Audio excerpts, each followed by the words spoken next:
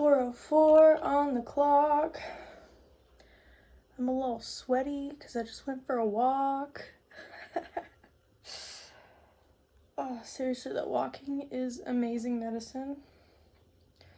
Today, I did lots of healthy things. I ate an apple when I woke up. I danced for 20 minutes, and I went for a walk. And the weather today is gorgeous, so I'm happy. Let me know in the comments what something healthy you did today was. What you did today that was healthy. Language is not languaging right now, but that's okay. I was thinking about things to talk about while I was on my walk. And one of the things was about the dangers of being hyperfixated, which is funny because I was thinking about it in terms of angel numbers. When I was doing my walk, I was like thinking about stuff. And then when I started this video, there was a number 404. Weird coincidence? I think not. But anyway, the dangers of hyperfixation. So I've been quantum jumping, I guess, which I've known in like the sensations that have been happening, because on my walk a couple days ago, I felt like I stepped into this different reality, and the pressure changed. It was very strange. But anyway, I keep seeing numbers, repetitive numbers, every day. Sometimes, some days it was every hour. And I would get fixated on it. I'm like, oh, what does this mean? What are they trying to tell me? So I would look it up. I would ask ChatGPT. I'd be like, all right, I saw this number at this time. I was thinking of this thing, or this other thing occurred at the same time. What does it mean? And I was so fixated on trying to understand the meaning of these things. And then yesterday I realized that when I see these signs or symbols or whatever, I'm not necessarily supposed to understand the meaning right away. All I have to say is thank you. Because by trying to understand the meaning right away, it's like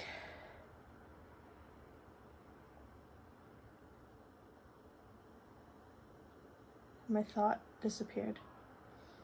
When I try to force myself to know what the meaning is, I miss being present. Excuse me, and I'm hyper focused on figuring something out, when really the sign is just a way of them to be like, hey, we're here, we're supporting you. So by trying to force yourself to understand what the signs mean, it's like you're not accepting the moment for what it is. Maybe? I'm feeling resistance when I say this.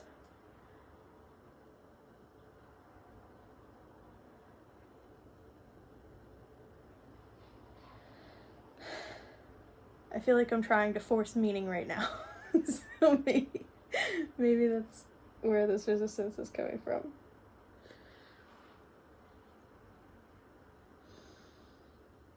Take a breath.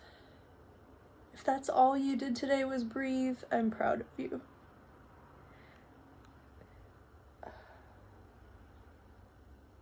Back to health for a second. I sent a video to all my friends this morning asking them if I looked like a normal weight, I guess. Because according to the BMI, I'm considered obese.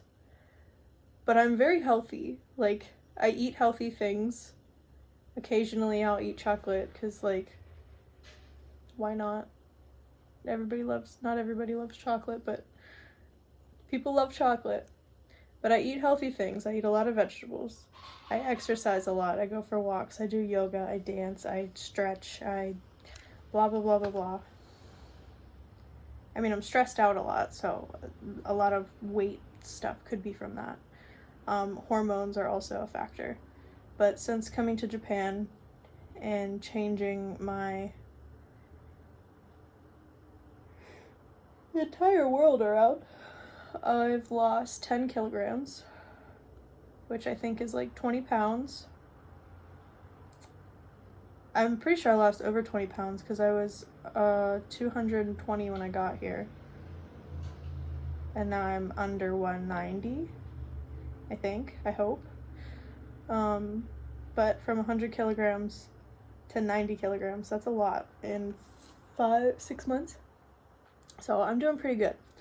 But I got triggered the other day because I went to see a doctor, and the doctor told me that I needed to stop eating sweet things. And I was just shocked that he said that to me because it was very direct. It was indirect, but it was direct. It was directed at my weight. But I'm in Japan, so he said this to me in Japanese. And the Japanese are usually very indirect, but it caught me off guard because he was basically like, hey, you're fat, stop eating sweet things. And I went home and cried after that because I'm like, I had an interpreter with me. I can speak Japanese, but I had an interpreter with me, and I was like, I eat vegetables and rice on a daily basis. That's all I eat. And then I talked to her later about all this, like, I go to the gym, I work out, I'm flexible, I have endurance, I can touch my toes, like, I'm healthy. It was just, it took me back. So I sent my friends a video and I'm like, do I look overweight? And they were like, no. I was like, okay. But to Japanese standards, I'm overweight.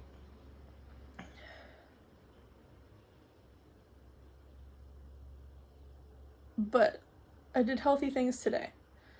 And I feel like these two conversations tie together somehow.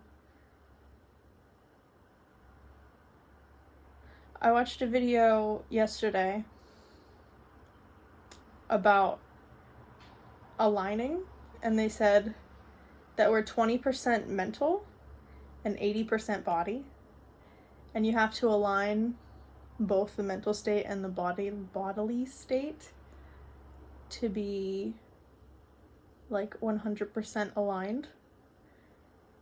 And going through this quantum leap situation, I feel like I'm mentally aligning because I've been healing a lot of trauma and I've been reprocessing things that I couldn't process before. And I'm also working on my body, but I think because trauma is stored in our body, it takes a little bit longer for the body to catch up to the mind. But we're getting there. Today, I feel really good today. I danced. I did a dance video. There's this girl on YouTube that I watch called Grow with Jo.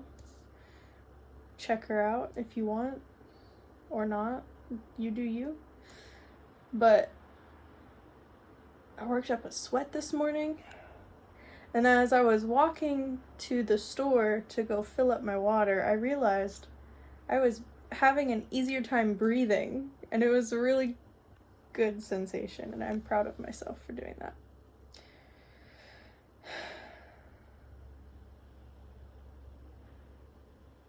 I guess hyperfixation also goes into hyperfixating on your weight, because when I first started losing weight, I try to weigh myself like every morning just to see where I am and how much I'm fluctuating.